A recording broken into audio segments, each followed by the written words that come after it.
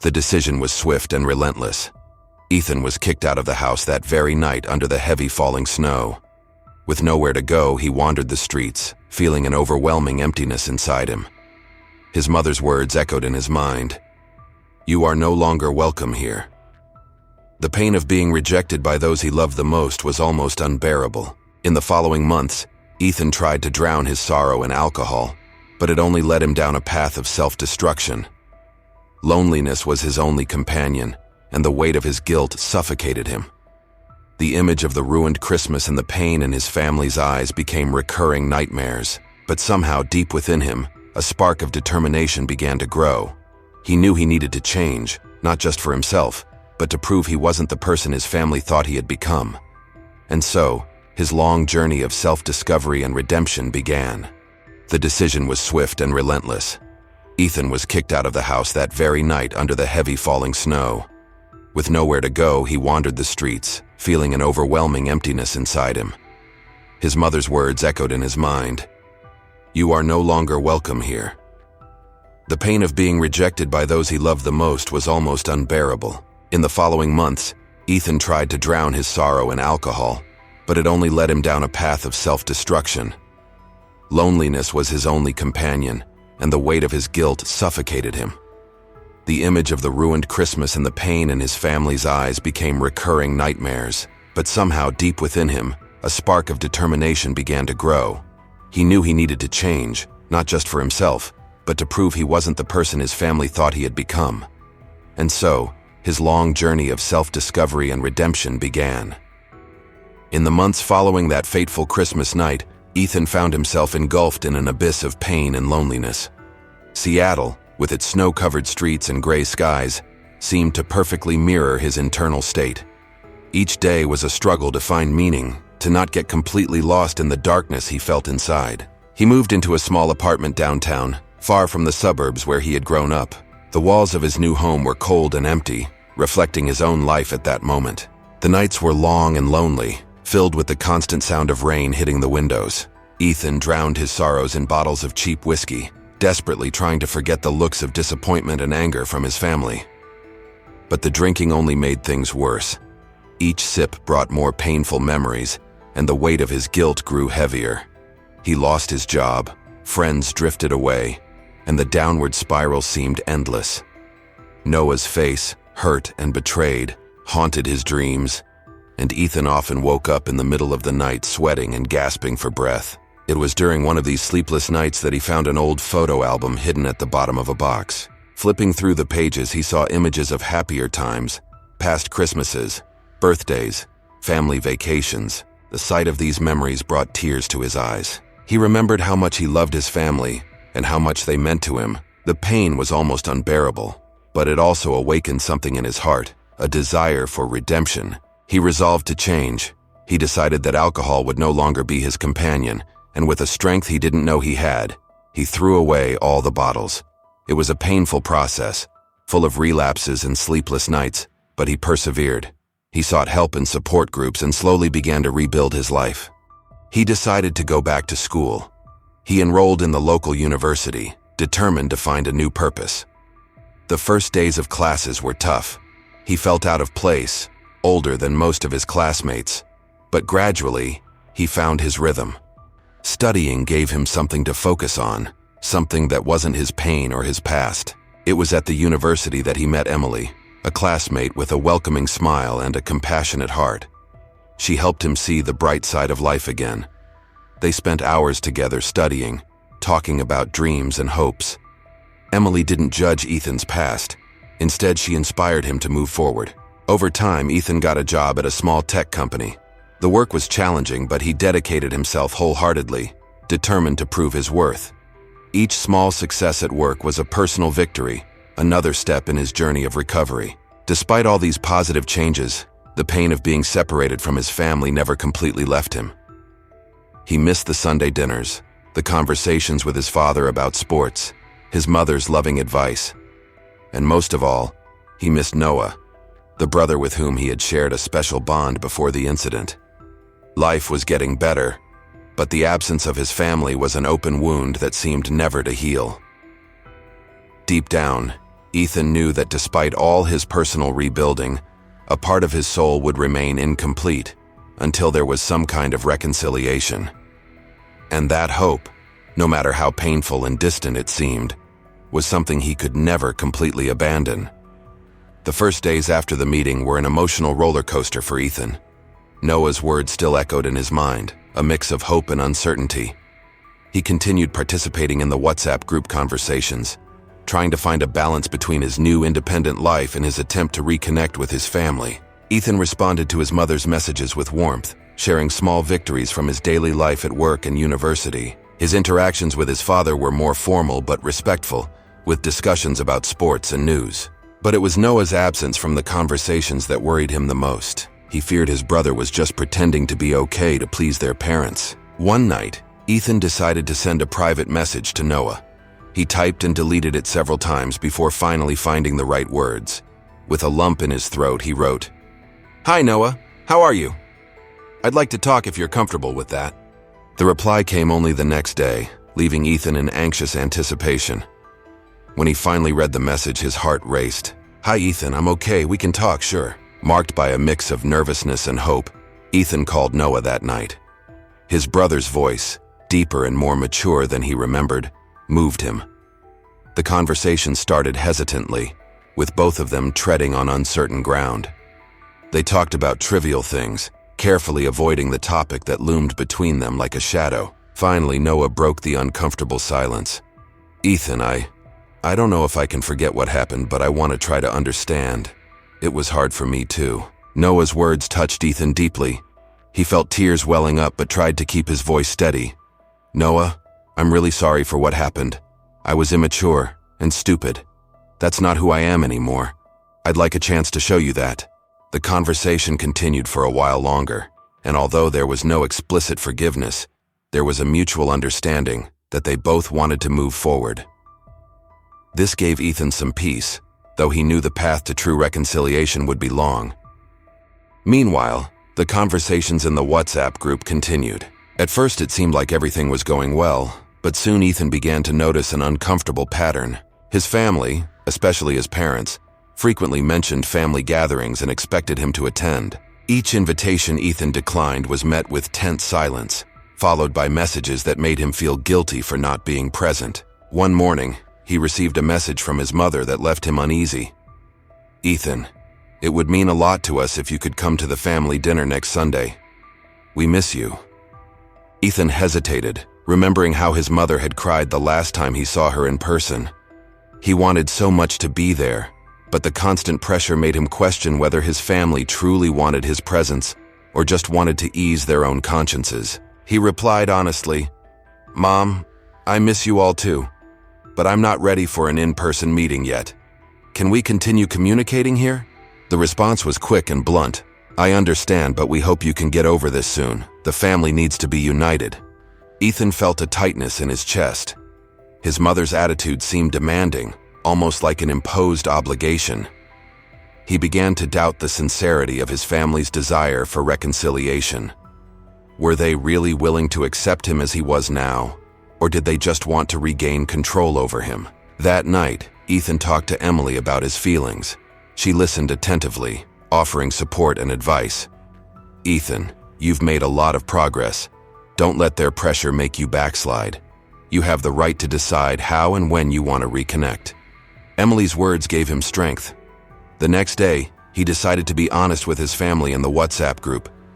He wrote a long, heartfelt message explaining that he still needed time and that the pressure for face-to-face meetings was making the healing process harder. There was an uncomfortable silence in the group after his message. Ethan waited nervously for the response, feeling the weight of his decision. When the replies finally came, they were mixed. His mother seemed hurt, but his father sent a short message saying he understood. Noah, surprisingly, sent a private message saying he was proud of Ethan for standing his ground. Ethan felt relief, but also deep sadness. He knew he had taken an important step, but the path ahead was still uncertain and full of challenges. He stayed in the WhatsApp group, but avoided in-person meetings, trying to find a balance that respected his own boundaries while still leaving the door open for possible reconciliation in the future. It had passed since that Christmas night, and although Ethan had built a new life, The pain of the past still followed him. It was on a cold autumn afternoon, while Ethan was focused on a project at work, that his phone buzzed with a notification. He looked at the screen and his heart stopped for a moment. A message from his mother. "Hi Ethan, I hope you're well. Can we talk?" He felt a mix of surprise, anxiety, and hope. Over the past few years, he had dreamed of a reconciliation, but the reality of this unexpected contact left him confused. With trembling hands, he typed a brief response, trying to stay composed. "Hi Mom, sure we can." The reply came quickly, and soon they were exchanging messages. Ethan's mother began hesitantly, asking about his life, his job, and how he was feeling. Ethan responded cautiously, still uncertain of her intentions, but as the conversation progressed, he felt a familiar warmth in his mother's words. She mentioned wanting to bring the family back together, to heal the wounds of the past. In the following days, the messages became more frequent. Ethan started to realize that his mother was genuinely trying to rebuild the bridge that had been burned so long ago. Hope grew in his heart, but along with it came the fear of being hurt again. Then one day, Ethan received a notification that left him speechless. He had been added to a family WhatsApp group. He saw everyone's names: his mother, his father, Noah, and other relatives. He felt a lump in his throat and a mix of emotions: joy, anxiety, and a hint of distrust. The first message in the group was from his mother, expressing happiness at finally bringing everyone together. The next messages came quickly, with warm greetings and questions about his life. Noah, however, remained silent, which made Ethan's heart ache. He longed to hear something from his brother, a word, a sign that there might be forgiveness. Days turned into weeks, and the conversations in the WhatsApp group became part of Ethan's routine. There were moments of laughter, memories of the past, and even plans for a future meeting. But Noah's absence in the conversations weighed on him. He wondered if his brother still hated him, if he could ever forgive him. Ethan decided to be honest with his mother about his feelings. He called her one quiet night, and the conversation was full of emotions. His mother revealed that Noah was still struggling with the past, but that he was trying. Ethan felt a mix of relief and sadness. Relief because there was a chance for reconciliation, but sadness because he knew it would be a long and difficult path. The persistent doubt about his family's intentions also tormented him. In some messages, he felt there was an unspoken expectation that he should repeatedly apologize, that he should do more to prove his remorse. This made him question whether they were truly ready to accept him back, or if they just wanted to ease their own consciences. Finally, after weeks of conversation, Ethan decided he needed a face-to-face meeting to truly understand his family's intentions. He proposed a meeting at a cafe in the city center. His mother immediately agreed, and to his surprise, Noah also accepted. The day of the meeting arrived, and Ethan felt a whirlwind of emotions as he waited in the cafe. Each time the door opened, his heart raced. When he finally saw his mother enter, followed by Noah, he felt a mix of relief and nervousness. They sat down, and for a moment, the silence was heavy, full of everything that had been left unsaid over the past 5 years. Ethan's mother was the first to speak, expressing her longing and her desire to see the family reunited again. Noah, with a serious look, finally broke his silence, saying he was willing to try but that he would need time. Ethan felt a huge weight lift off his shoulders, but at the same time he knew this was just the first step in a long healing process. As the meeting went on, Ethan realized there were still many unresolved issues, and that his family's expectations could be an obstacle. But in that moment, he decided to take it one step at a time, hoping that time and sincerity could truly heal the wounds of the past. The days passed slowly after Ethan's message, and the tension in the WhatsApp group lessened but didn't disappear completely. Ethan continued participating in the conversations, but there was a constant undercurrent of unmet expectations. He felt torn between the desire to reconnect with his family and the need to protect his own emotional well-being. One Saturday night, while Ethan and Emily were on the couch watching a movie, his phone rang. It was a video call from his mother.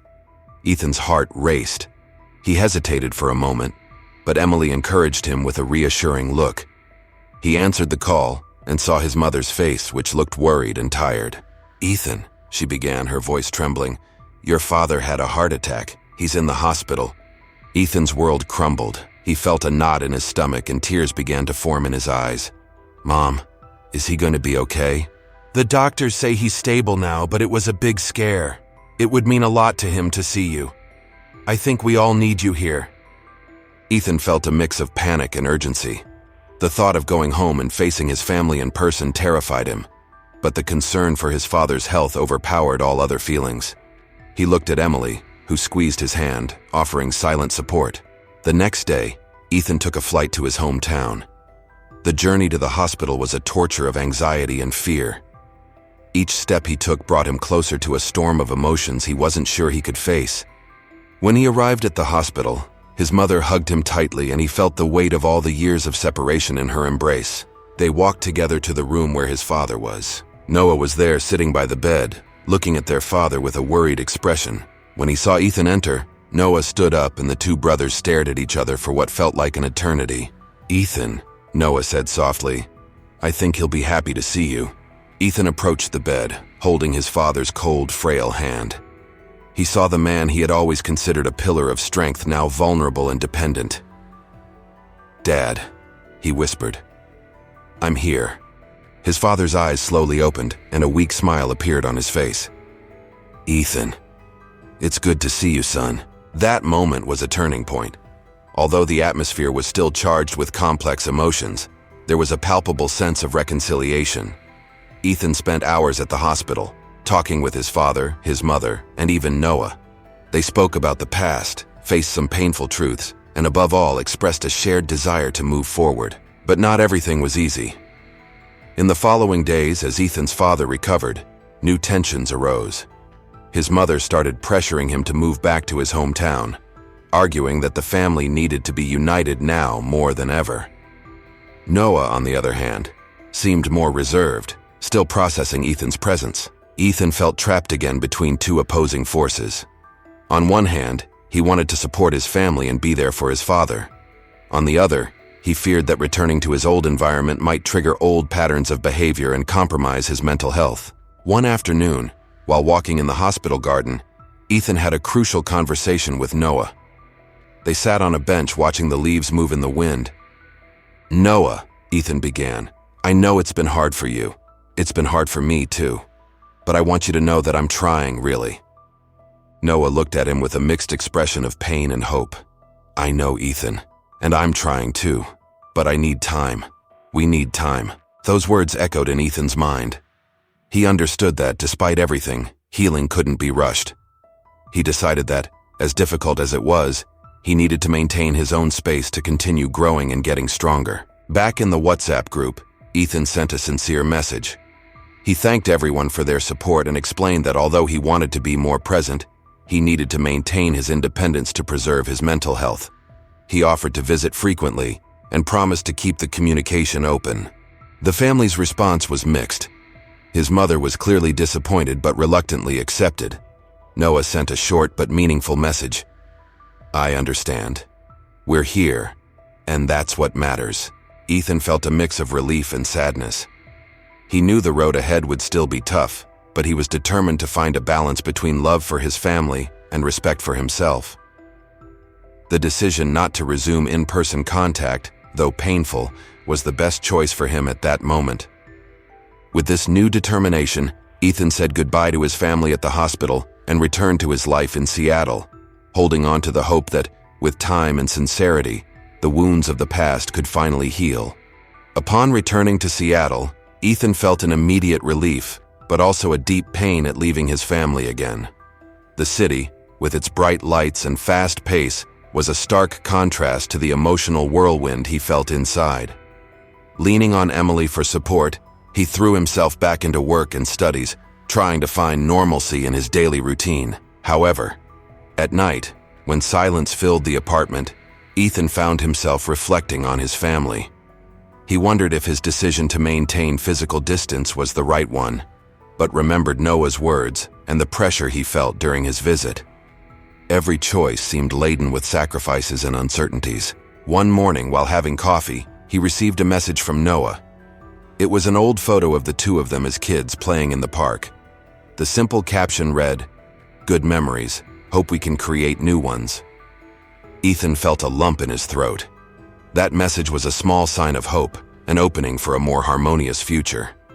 He replied with a recent photo of Seattle, where he and Emily were walking by the lake, and the caption, "Seattle has been my home, but you will always be my brother." In the following days, Ethan and Noah started exchanging messages regularly. The conversations were light, without the emotional weight that usually accompanied their previous interactions. They discussed movies, music, and even possible trips they might take together in the future. Although the physical distance remained, their emotional connection began to strengthen. Meanwhile, Ethan's mother sent messages in the group, keeping everyone informed about his father's recovery. He was slowly getting better, and the constant presence of Noah and their mother seemed to help him. Ethan felt relieved knowing his father was recovering, but his mother's insistence that he visit more frequently still caused some discomfort. One Saturday night, Ethan received an unexpected message from his mother. She suggested a family video call. Ethan's heart raced. He knew this could be an opportunity to clarify many things, but also feared it might increase the pressure for in-person contact. With Emily's support, who encouraged him to face his fears, Ethan agreed. At the scheduled time, he connected to the call. He saw the familiar faces appear on the screen. His mother, his father, Noah. They all looked a bit nervous, but also relieved to be together, even if virtually. The conversation started hesitantly, with exchanges of pleasantries and updates on each other's lives. But soon, Ethan's mother brought up the desire to see everyone together again. "Ethan, it would be so good if you could come visit. We're making progress, but we need you here." Ethan felt the weight of expectations again. He took a deep breath and responded sincerely. "Mom, I want to be with you all too, but I still need time. I love you all, and that's why I'm trying to do this the right way for me." There was a moment of silence, and then Ethan's father spoke, his voice weak but firm. "Son, we understand that you need your space. The important thing is that we're all trying, and that's already a big step." Those words were a balm for Ethan's heart. He knew that despite the difficulties, there was a genuine effort from all sides to heal the wounds of the past. The video call continued in a lighter tone, with shared laughter and memories, and for the first time in a long while, Ethan felt a true hope for reconciliation. In the days that followed, communication with his family became more natural. Ethan felt less pressured and more comfortable sharing his life with them. He continued to maintain his independence, but now with the certainty that his family bond was strengthening, even if gradually.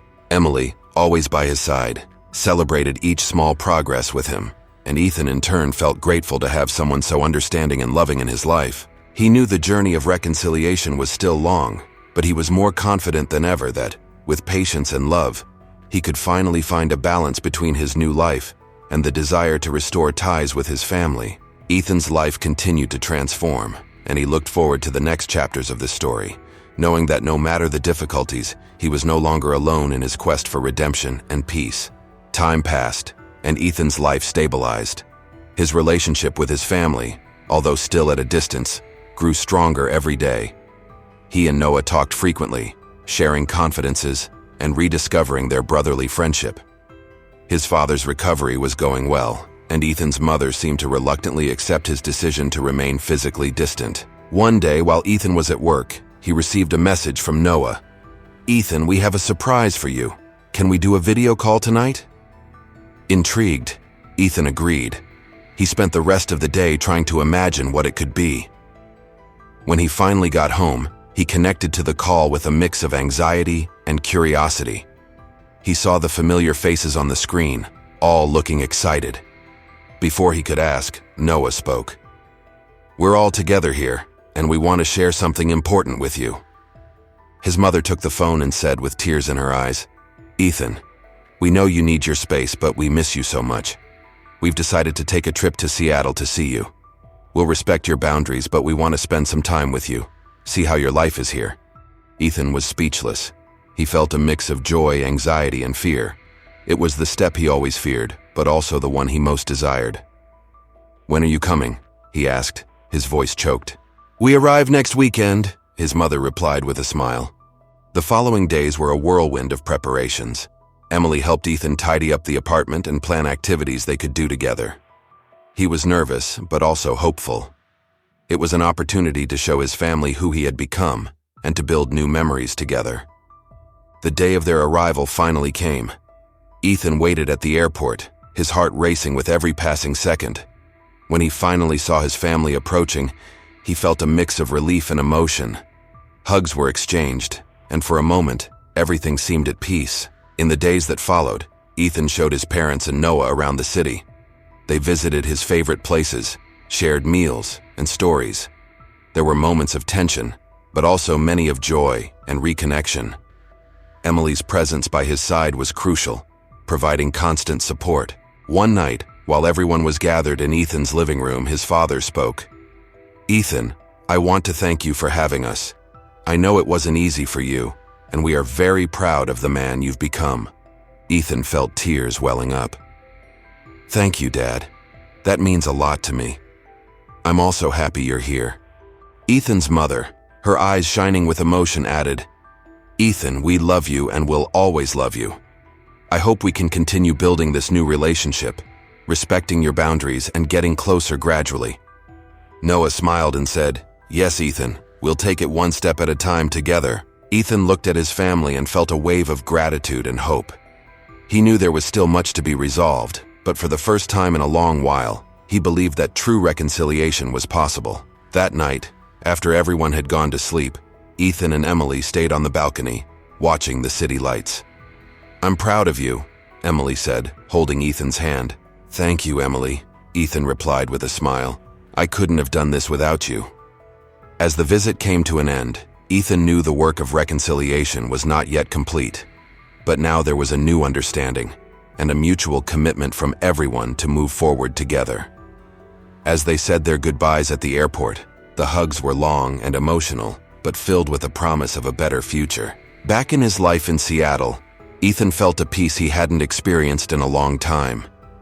He knew the scars of the past were still there, but he also knew he had the strength and support needed to move forward. And with that, Ethan's story, filled with pain, growth, and hope, moved on to a new chapter, full of possibilities and renewed love. And so, Ethan finally found the balance between his independence and his love for his family, building a new life where they could all coexist and grow together, respecting and supporting each other mutually.